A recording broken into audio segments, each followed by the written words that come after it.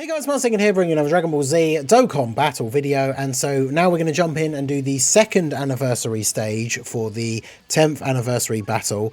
This one obviously has a couple of missions. Clearing the stage gives us the bronze level 9 defense orb for the Goku and the Vegeta. Then we have the clear second anniversary without using support items, gives us the silver level 6 dodge, level 6 defense. And then we have a mission for beating it with 6 characters of the specified category, and it is GT bosses. So this one only has one mission, so this is just going to be a one and done run. Probably will end up being a bit of a shorter video than the last one, but going to go ahead and get this one done here, get the skill orbs for these guys. The funny thing is, of course, getting the new skill orbs for the 2-year Super Saiyan 4s until they get their Super Easy A, which I don't imagine is going to happen during this celebration. It's kind of the issue that was present when this event first came out for the 8th anniversary, where we're going to get these new skill orbs for these characters, but they're not going to be usable, right? So they're just going to kind of sit in the box gathering dust until they do eventually get their Super Easy A. But at least when they do get it, then, you know, they're going to have some nice orbs. But anyway, shout out to all the few GT Bosses fans out there. I know there are actually some in the community, in my community especially. An excuse to bust out the GT Bosses team for this mission. Obviously this stage not going to be particularly hard, similarly to the Gogeta and Janemba one. We can get the stats up here and have a look. So Goku has about 33 million HP. His super hits for about 650k. He gets 20% extra attack with each turn passed up to 100. He does lower defense on super as well, so his super could do a bit more than the 650k depending on your character's stats and things like damage reduction and stuff. But yeah, I mean, you can see here, not exactly particularly difficult. He's got 33 million HP. Vegeta only has 30. Vegeta builds up defense with each attack received, and also lowers attack and defense on his super, but his super only does 550k. So, I mean, this stage, like, even easier than the previous one. Considering that GT bosses, I mean, maybe I should have done this with not AGL Omega. Because, I mean, I guess not everyone's going to have him. Because, realistically, like, when he released, he was kind of dead on release. Because GT bosses sucks, especially for global, right? Like, if you didn't summon, if you're on JP and you just summon for him straight away, hoping and kind of assuming that Dokkan wouldn't release a unit like that and then not do any GT bosses buffs. If you're on global, you really shouldn't have summoned for him. But I guess he has been on some banners that maybe people would have summoned on. But I wouldn't be surprised if people don't have him. And he's absolutely not worth getting with carnival coins. But I feel like this event would be super easy even if we ran like a 170 lead. I wonder if we should... I might jump back in and use like the free-to-play. What's GT Cell and Frieza's leader skill? Or even better, what's Oceanus's lead? Hers has got to be like GT Bosses 130 or like Shadow Dragons 130 or something, right? I wouldn't be surprised. I mean, we wouldn't be able to find an Oceanus friend, but yeah, 130. I almost guarantee that we could just do this with a Oceanus leader, which I'm kind of tempted to just do, just to see if we actually could do it. Because yeah, I mean, not particularly difficult here. Nice, easy way to get the skill orbs.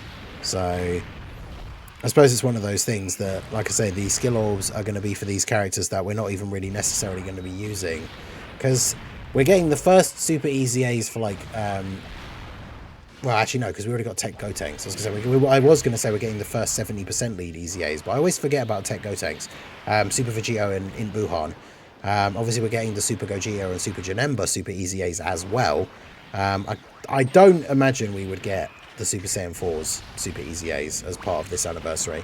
That would be awesome if they got them at the end, because especially when you think about the fact that after I did the 55% video last night, I talked about how terrible Goku's leader skill is, the new Goku, having giant ape power, and that category needs so much help, is unbelievable. So who knows, maybe he has that one of the reasons he has that leader skill is that these guys are actually going to get their Super Easy A. Maybe at the end, as like the EX part of the celebration or something, they end up getting their Super Easy A and become a massive buff for that giant 8 power team. Because otherwise that team is very much like in the mud. The only other teams you can run, like the only other leads you can kind of run that have that bit of crossover, some of them don't include a lot of the like Heroes Super Saiyan 4s, which, to be fair, most of them are kind of outdated at this point anyway. So the Giant 8 power team is in desperate need of buffs. So who knows? Maybe we will get the STR Super Saiyan 4 Goku and AGL Super Saiyan 4 Vegeta Super EZA by the end of this celebration. That would definitely help out that team a lot. Because I'm trying to think, in terms of the Part 2 characters, we already know a bit about the Dokkan Fest, right? Is one of the 2 Carnival characters in Part 2 going to be a Giant 8 power character? I don't think so, because obviously a lot of people have predicted, especially when I went through all of those like roadmaps. I had my one, I went through some of the ones from the community. A lot of people want to see like a Carnival Super Saiyan 2 Gohan, which I think would be very cool. But he obviously won't be a Giant 8 power character. So unless the other Carnival slot, I mean, it's still got to be under like the family or rivals theme. I mean, I guess Tech Giant 8 Vegeta is going to get his EZA hopefully as well. Let me throw on, in fact, because Oceanus her leader skill is Shadow Dragon Saga, so it means we can't use you or you either. So let's do that. So we've got a very limited team. I've got a random extra STR Omega. So we'll use Physical Omega. Apparently I never like unreverse these guys. Let's just throw you in there. And then I'm going to have to reverse these. Have I even done their hidden potential? No. Shows you how, shows you the value that this team has, right? Like I have these guys with the extra dupes and I haven't even bothered to, they're at 77% because it means I've opened their bottom right and top left paths and then not actually bothered to put their abilities in, because a unit like that I'm basically never use, of course I don't remember off the top of my head what they do, so I don't remember what their best hidden potential options would be. But yeah, so we're going to jump in. We've got 529k as our maximum HP. So we'll see how we get on here. We've instantly started off with no attack in slot 1. So I think we are probably looking good here. These guys can't be attack lowered though. So obviously the Physical Omega having the passive attack lowering doesn't actually do anything for us here. Of course, we're using a Friend Omega because, you know, if a guest Friend Omega comes up, that's what you want to be using for a GT Boss's run. But let's see. I've probably like gotten way too cocky here and made this into like way more difficult of a challenge run than I actually needed to be, because seeing how much damage we are not doing here is it's kind of funny. I mean, we still take the normal for double-digit damage. Omega only at 3.5 mil. I mean, he gets the crit. I mean, the thing is, we're already, like, still doing damage. So it's not like we're going to be sat here for, like, 10 turns. Is that 155k? Okay, maybe I did get a little bit too... maybe we did get a little bit too overzealous. I guess we could throw on Physical Omega as the leader, I suppose, because he has what? Shadow Dragon. Is his Shadow Dragon's 170? I mean, I don't know what I'm doing. I've already beaten the stage, right? But like I say, I imagine some people probably don't have AGL Omega. So yeah, here's his Shadow Dragon Saga 170.